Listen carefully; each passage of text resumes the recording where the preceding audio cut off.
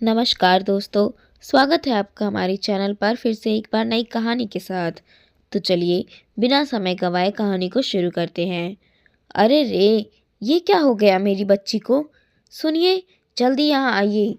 बुरी तरह घबराई अनीता जोर से चिल्ला रही थी। उसकी चीखें सुनकर कमरे में लेटा पलाश घबराकर अपनी बेटी के कमरे की ओर भागा, जहाँ से अनीता की आवाज़ें आ रही थी। कमरे का दृश्य देखते ही उसके होश उड़ गए। ईशा कमरे के फर्श पर बेहोश पड़ी थी और अनीता उस पर झुकी उसे हिला हिला कर होश में लाने की कोशिश कर रही थी। क्या हुआ? ये बेहोश कैसे हो गई? पता नहीं। सुबह कई बार बुलाने पर भी जब ईशा बाहर नहीं आई तो मैंने यहाँ आकर देखा, ये फर्श पर पड़ी हुई थी। मुझे तो कुछ समझ नहीं आ रहा। मैंने इसके मुंह पर पानी भी छिड़का, लेकिन इससे तो होश ही नहीं आ रहा। तुम घबराओ मत, मैं गाड़ी निकालता हूँ। हम जल्दी से इसे डॉक्टर के पास लेकर चलते हैं। पलाश और अनीता ने मिलकर उसे गाड़ी की सीट पर लिटाया और तुरंत पास के नर्सिंग होम की तरफ भागे। नर्सिंग होम के प्रमुख डॉक्टर प्रशांत से पलाश की अच्छी पहचान थी, सो बिना ज़्यादा औपचारिकताओं के डॉक्टर ईशा को जांच के लिए अंदर ले गए। अगले आधे घंटे तक जब कोई बाहर नहीं आया तो अनीता के सब्र का बांध टूटने लगा। वह पलाश से अंदर जाकर पता करने को कह रही थी कि तभी डॉक्टर प्रशांत बाहर निकले और उन्हें अपने कमरे में आने का इशारा किया। क्या हुआ प्रशांत भैया? ईशा को होश आया या नहीं? उसे क्या हुआ है? उनके पीछे कमरे में घुसते ही अनीता एक ही सांस में बोलती चली गई।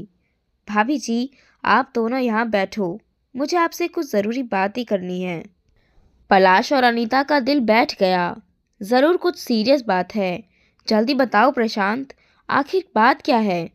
डॉक्टर प्रशांत अपनी कुर्सी पर बैठकर कुछ पल दोनों को एकटक देखते रहे। फिर बड़े नपे तुले स्वर में धीरे से बोले, मेरी बात सुनकर तुम लोगों को धक्का लगेगा, लेकिन सिचुएशन ऐसी है कि रोने चिल्लाने या घबराने से काम नहीं चलेगा। कोई भी कदम उठाने से पहले 4 बार सोचना होगा। दरअसल बात यह है कि ईशा ने आत्महत्या करने की कोशिश की है। क्या? पलाश और अनीता दोनों एक साथ कुर्सी से ऐसे उछलकर खड़े हुए जैसे करंट लगा हो। क्या कह रहे हैं डॉक्टर? ऐसा कैसे हो सकता है? आत्महत्या तो वे लोग करते हैं जिन्हें कोई बहुत बड़ा दुख या परेशानी हो। मेरी इकलौती बेटी इतने नाजों में पली, जिसकी हर फरमाइश मुंह खोलने से पहले पूरी हो जाती हो, जो हमेशा हंसी खिलखिलाती रहती हो, पढ़ाई में भी हमेशा आगे रहती हो, जिसके ढेरों दोस्त हो। ऐसी लड़की भला क्यों आत्महत्या करने की सोचेगी? पलाश के चेहरे पर उलझन के भाव थे। अनीता तो सदमे के कारण कुर्सी का हत्था पकड़े बस डॉक्टर को एकटक घूरे जा रही थी। फिर अचानक जैसे उसे होश आया। लेकिन अब कैसी है वह? सुसाइड किया कैसे? कोई जख्म तो शरीर पर था ही नहीं। उसने नींद की गोलियां खाई है भाभी, 10-12 गोलियां ही खाई है, तभी हम उसे बचा पाए हैं।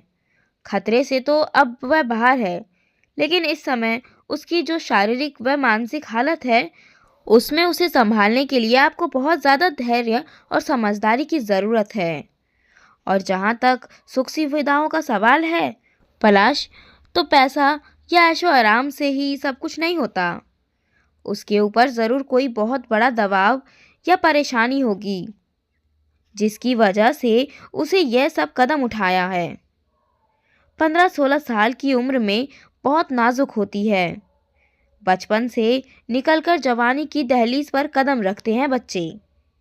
अपनी जिंदगी और शरीर में हो रहे बदलावों की वजह से उन अनेक समस्याओं से जूझ रहे होते हैं।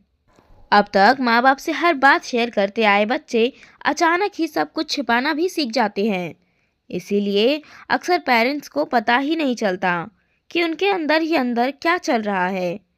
ईशा के मामले में भी यही हुआ है।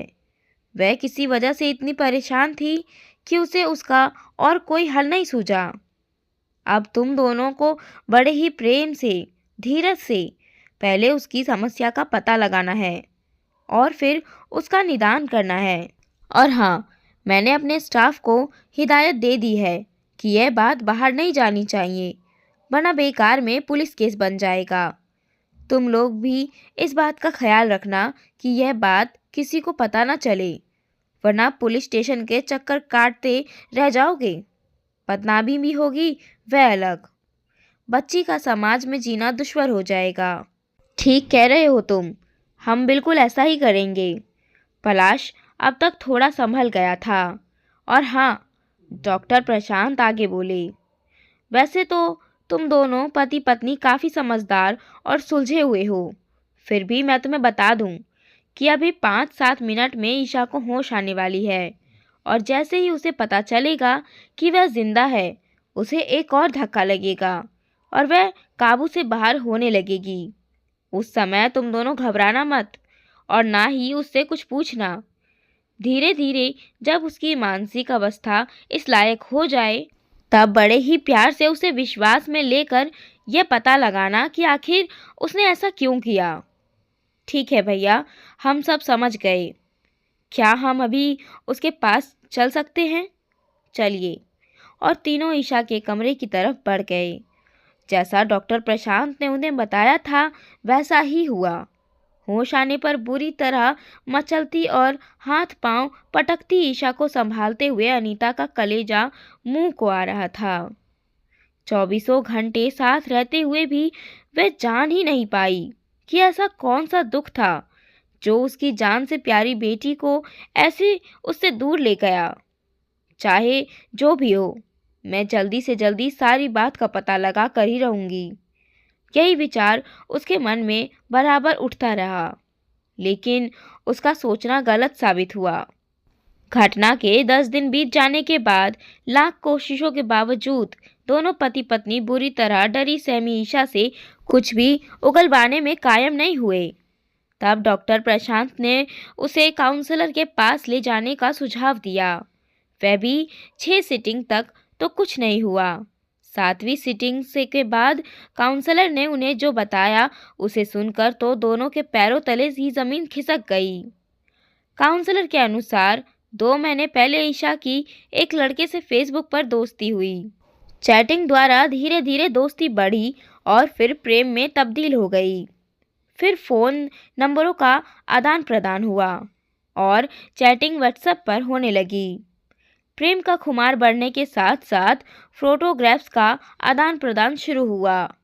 शुरू में तो यह साधारण फोटोज थे, लेकिन धीरे धीरे नए नवेले प्रेमी की बार बार की फरमाइश पर ईशा ने अपने कुछ न्यूड और सेमी न्यूड फोटोग्राफ्स भी उसे भेज दिए थे।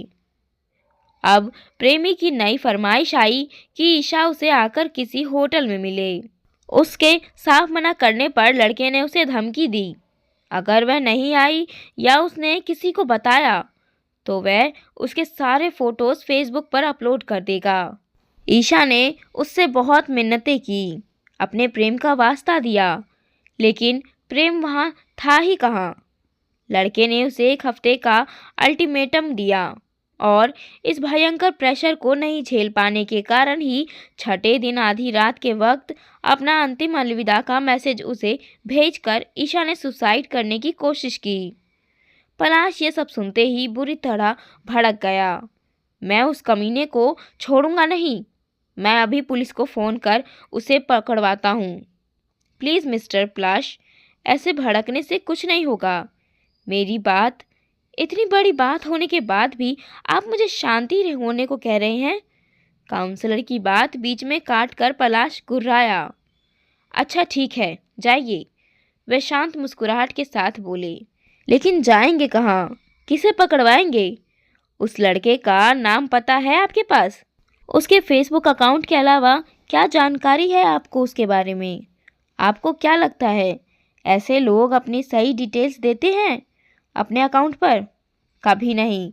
नाम, उम्र, फ़ोटो आदि सब कुछ फेक होता है। तो कैसे ढूंढेंगे उसे? यह तो मैंने सोचा ही नहीं। पलाश हारे हुए जुआरे की तरह कुर्सी पर धम से बैठ गया। तभी अनीता को याद आया, फ़ोन नंबर तो है ना ईशा के पास उसका? उससे भी कुछ नहीं होगा। ऐसे लोग सिम भी गलत नाम से लेते हैं। और ईशा का सुसाइड मैसेज मिलने के बाद तो वह उस सिम को कब का नाली में फेंक कर अपना नंबर बदल चुका होगा। ओह, तो अब क्या करें? ईशा का नंबर तो उसके पास है ही। जैसे ही उसे पता चलेगा कि वह ठीक है, वह फिर से उसे ब्लैकमेल करना शुरू कर देगा और भी ना जाने कितनी लड़कियों को अपना शिकार बना चुका होगा। क्या इस समस्या का कोई हल नहीं? आप दिल छोटा मत कीजिए। यह काम मुश्किल ज़रूर है पर असंभव नहीं। मैं एक साइबर सिक्योरिटी एक्सपर्ट का नंबर आपको देता हूँ। वे ज़रूर आपकी मदद करेंगे। साइबर सिक्योरिटी एक्सपर्ट से आपका क्या मतलब है?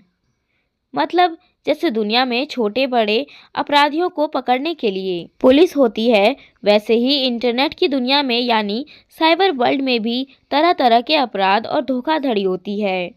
उससे निपटने के लिए कंप्यूटर्स के जानकार सिक्योरिटी एक्सपर्ट का काम करते हैं ताकि इन स्मार्ट अपराधियों को पकड़ा जा सके। यह हमारी सरकार द्वारा ही नियुक्त किए जाते हैं और पुलिस और कानून भी इनका साथ देते हैं। आप आज ही जाकर मिस्टर अजीत से मिलिए। अंधेरे में जगमगाई इस रोशनी की किरण का हाथ थामे पलाश और अनीता उस एक्सपर्ट अजीत के ऑफिस में पहुंचे।